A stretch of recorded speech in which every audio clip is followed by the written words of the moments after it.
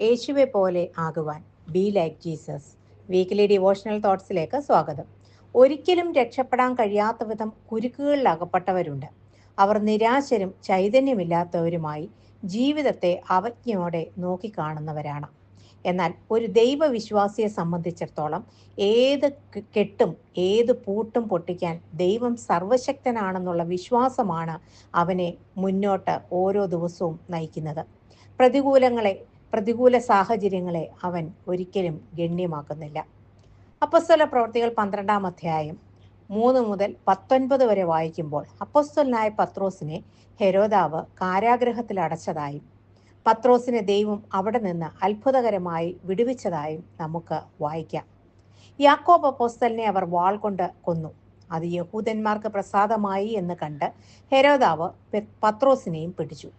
പെസഹ പെരുന്നാളിന്റെ സമയമായതിനാൽ അദ്ദേഹത്തെ കാരാഗൃഹത്തിൽ അടച്ചു സൂക്ഷിച്ചു. സഭ ശ്രദ്ധയോടുകൂടെ പത്രോസിന് വേണ്ടി പ്രാർത്ഥിച്ചു എന്ന് 5-ാം വാക്യത്തിൽ പറയുന്നു. എന്തുകൊണ്ട് പത്രോസിന് വേണ്ടി സഭ പ്രാർത്ഥിച്ചു? കഴിഞ്ഞ ദിവസം യാക്കോബ് അപ്പോസ്തലൻ മരണപ്പെട്ടു. അതിൻ്റെ ദുഃഖം അവർക്കുണ്ടായിരുന്നു. ഇനി പത്രോസും കൂടി പോയാലോ? ഈ ഒരു ഭാരം അവർക്കുണ്ടായി. നമുക്ക് ചുറ്റും പല ദൈവദാസന്മാരും വഴിയിൽ പട്ടുപോകുമ്പോൾ നാം ശ്രദ്ധയോടെ ഈ വിഷയത്തിനായി പ്രാർത്ഥിക്കാറുണ്ടോ? ദൈവമേ, ദൈവവേല ചെയ്യുന്ന ചെറുതും വലുതുമായ ദൈവദാസന്മാരുടെ പ്രാണനെ സൂക്ഷിക്കണമേ എന്ന് ഉള്ളം തുറന്ന് പ്രാർത്ഥിച്ചാൽ ദൈവം അത് കേൾക്കും. എന്നാൽ തൻ്റെ ശിഷ്യരിൽ ഒരാൾ കൊല്ലപ്പെടാനും മറ്റൊരാൾ ജീവിക്കാനും ദൈവം എന്തുകൊണ്ട് അനുവദിച്ചു എന്നൊരു സംശയം നമുക്കെപ്പോഴും ഉണ്ടാകാം. ദൈവത്തിന് തെറ്റുപറ്റുമോ? ഒരിക്കലുമില്ല. തൻ്റെ മക്കളുടെ ജീവിതം കൊണ്ടും മരണം കൊണ്ടും ദൈവം മഹത്വപ്പെടുന്നു എന്നതാണ് യാഥാർത്ഥ്യം. നമ്മെ ഏൽപ്പിച്ച ശുശ്രൂഷ തീരാതെ ഒരു മരണത്തിനും ദൈവം നമ്മെ വിട്ടുകൊടുക്കുകയില്ല. ജയിലിൽ പത്രോസിന് അതീവ സുരക്ഷയാണ് ഹെരോദാവ് ഉറപ്പാക്കിയത്. 4 ചേകവരുള്ള 4 കൂട്ടം, അതായത് 16 പടയാളികൾ, 2 ചങ്ങലയാൽ ബന്ധിക്കപ്പെട്ട പത്രോസ്. എന്തിനായിരിക്കാം ഇത്ര വലിയ സുരക്ഷ ഉറപ്പാക്കിയത്? പത്രോസ് യേശുവിൻ്റെ നാമത്തിൽ ചെയ്ത അത്ഭുതങ്ങളെപ്പറ്റി എല്ലാവർക്കും അറിവുള്ളതായിരുന്നു. ഇതിനു മുമ്പ് അപ്പോസ്തലന്മാരെ പിടിച്ചതും കാരാഗ്രഹത്തിൽ നിന്ന് അവർ വിടുവിച്ചതും ദൈവം അവരെ വിടുവിച്ചതും അവർ കണ്ടു. ആയതിനാൽ ഏതെങ്കിലും വിധത്തിൽ ഒരത്ഭുതം കാണിച്ച് പുറത്തു കടക്കാതിരിക്കാൻ മാനുഷികമായ ഒരു കാവൽ സ്ട്രോങ് ആക്കുകയായിരുന്നു ചെയ്തത്. എന്നാൽ പത്രോസിനെ ഒന്ന് നോക്കിക്കേ. തൻ്റെ വീട്ടിൽ കിടക്കയിൽ കിടന്നുറങ്ങുന്നത് പോലെ അദ്ദേഹം കിടന്ന് ഉറങ്ങുകയാണ്. നമുക്ക് ചോദിക്കാം, പത്രോസേ, നിനക്ക് എങ്ങനെ ഇങ്ങനെ സ്വസ്ഥതയോടെ ഉറങ്ങാൻ കഴിയും? പത്രോസ് പറയും, എൻ്റെ ദൈവം വാക്ക് മാറാത്തവൻ. ദൈവം വിശ്വസ്തനാണ്. എൻ്റെ നാഥനായ യേശു ജീവിച്ചിരിക്കുന്ന കാലത്ത് എന്നോട് പറഞ്ഞു, നീ വയസ്സനായ ശേഷം നീ കൈനീട്ടുകയും മറ്റൊരുത്തൻ നിന്റെ അരകെട്ടി നിനക്കിഷ്ടമില്ലാത്ത ഇടത്തേക്ക് നിന്നെ കൊണ്ടുപോവുകയും ചെയ്യുമെന്ന്. നോക്കൂ, ഇപ്പോഴും ഞാൻ വയസ്സനായിട്ടില്ല. എൻ്റെ മരണം ഇനിയും അടുത്തിട്ടില്ല. യേശു പറഞ്ഞത് അപ്പാടെ ഞാൻ വിശ്വസിക്കുന്നു. ഏത് പ്രതികൂലത്തിനും ഇനി എനിക്ക് സുഖമായി ഉറങ്ങാൻ കഴിയും. നാം നോക്കുമ്പോൾ യാക്കോബിനെ ഇന്നലെ വാൾ കൊണ്ട് കൊന്നതാണ്. ഇപ്പോൾ പത്രോസ് തടവിലും. പെരുന്നാളിന് ശേഷം പത്രോസിൻ്റെ മരണം ഉറപ്പാണ്. കൽപ്പന പുറപ്പെടുവിച്ചത് മറ്റാരുമല്ല, ഹെരോദാ രാജാവും. അത് നടക്കുക തന്നെ ചെയ്യും എന്ന് പലരും വിധിയെഴുതി. എന്നാൽ താൻ ആരെ വിശ്വസിക്കുന്നുവെന്ന് പത്രോസിന് നല്ല അറിവുണ്ടായിരുന്നു. എന്നാൽ കാരാഗ്രഹത്തിലും ഇറങ്ങി വന്ന് പ്രവർത്തിക്കാൻ ദൈവത്തിന് കഴിയും.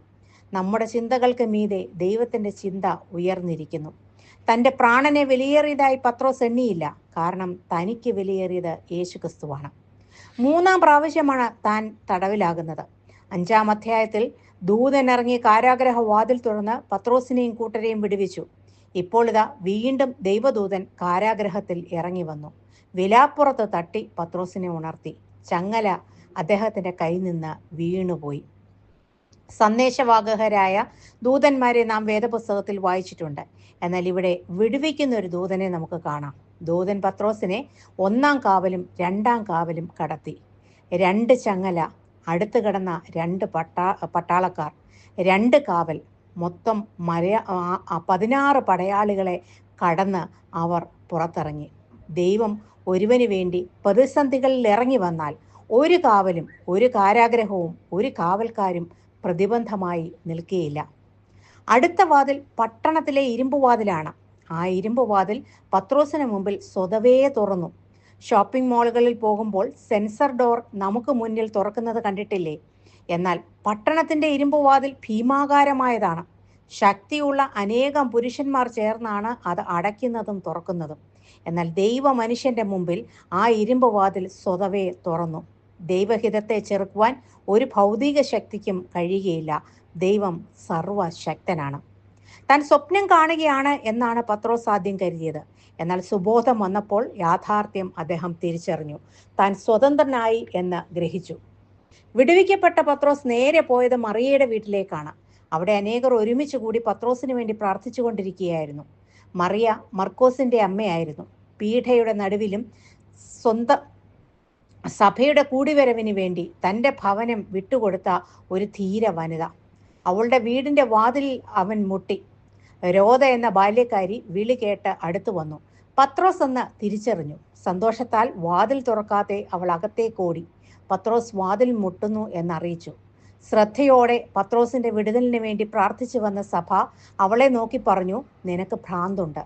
അവൾ ഉറപ്പിച്ചു പറഞ്ഞു, അതെ, അത് പത്രോസ് തന്നെയാണ്. അവന്റെ ശബ്ദം ഞാൻ കേട്ടു. പണ്ടൊരിക്കൽ ബാല്യക്കാരത്തികൾ പത്രോസിന്റെ ശബ്ദം തിരിച്ചറിഞ്ഞു. അവൻ യേശുവിനവിടെ കൂടെയുള്ളവനെന്ന് നാം വായിച്ചിട്ടുണ്ട്. പത്രോസ് മുട്ടിക്കൊണ്ടിരിക്കുകയാണ്. കാരാഗ്രഹവാതിലും 1ഉം 2ഉം കാവലും 16 പടയാളികളും പട്ടണത്തിലെ ഇരുമ്പുവാതിലുകളും ഇതൊക്കെ തുറന്നിട്ടും പ്രാർത്ഥിക്കുന്ന വീടിന്റെ വാതിൽ ഇപ്പോൾ തുറക്കുന്നില്ല. ഇതൊരാശ്ചര്യമല്ലേ? ഒറ്റ രാത്രി കൊണ്ട് ഒരത്ഭുതം സംഭവിച്ചു. അതിശയമുളവാക്കുന്നൊരത്ഭുതം. വിടുതലിന് വേണ്ടി പ്രാർത്ഥിച്ചവർ, വിടുതൽ ലഭിച്ചവൻ വാതുക്ക വന്ന് മുട്ടിയിട്ടും വിശ്വസിക്കാൻ പറ്റാത്ത അത്ര വലിയ ഒരു വിടുതൽ, വിസ്മയമുളവാക്കുന്ന ഒരു വിടുതൽ. നമ്മുടെ പ്രാർത്ഥനകളും പലപ്പോഴും ഇങ്ങനെയാണ്.